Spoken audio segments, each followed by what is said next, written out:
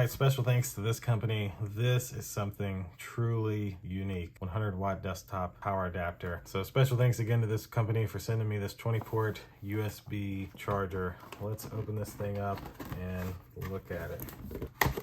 Should have a pretty, massive power cable. Not massive, but, strong.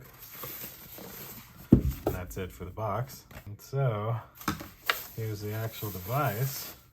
Wow, that is something else. All right, so this is the 20-port USB charger station. As you can see, you have a little power cable here, and you essentially plug this into here, plug this into power, and then now you have your little LED there, so that means you are live. It does come with a little instruction manual.